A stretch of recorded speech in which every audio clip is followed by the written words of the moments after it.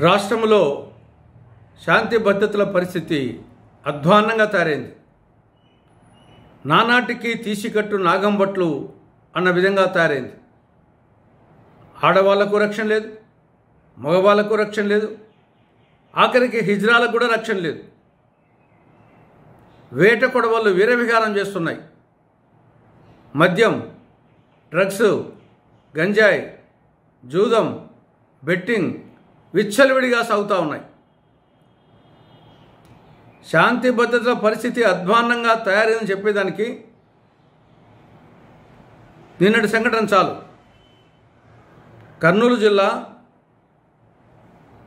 ఆలూరు నియోజకవర్గం కాంగ్రెస్ పార్టీ సమన్వయ కార్యకర్త మాజీ జెడ్పీటీసీ సభ్యులు చిప్పగిరి లక్ష్మీనారాయణను ప్రత్యర్థులు ఆయన వాహనాన్ని టిప్పర్తో ఢీకొట్టి తర్వాత వేట కొడవలతో ఆయన్ను నరికి చంపారు. ఇది నిన్న జరిగింది, పట్టపగలు.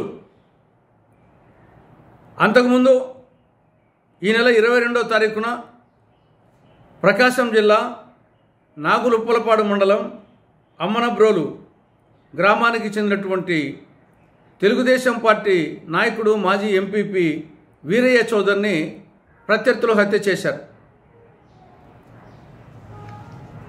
పోలీస్ కస్టడీలో ఉన్న షేబ్రోలు కిరణ్ మీద దాడి చేయాలని మాజీ ఎంపీ గోరంట్ల మాధవ్ ప్రయత్నం చేశాడు. విజయనగరం జిల్లాలో మార్చి 11న ఒక యువకుడు మద్యం మత్తులో దేవి అనే ఒక ఎస్ఐను జుట్టు పట్టుకొని లాగాడు.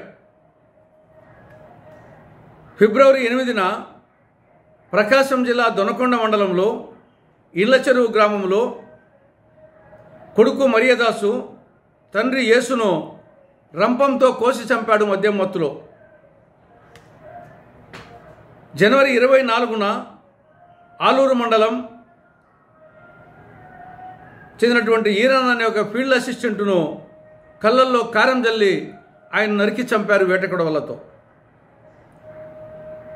జనవరి 6వ తారీఖున కడప జిల్లా పులివెందుల నియోజకవర్గం తొండూరు మండలం టి తుమ్మలపల్లి గ్రామంలో గంగాధర్ రెడ్డి అనే ఒక 33 ఏళ్ల యువకుడు మద్యం మత్తులో భార్య శ్రీలక్ష్మిని, కుమార్తె గంగోత్రిని నరికి చంపాడు.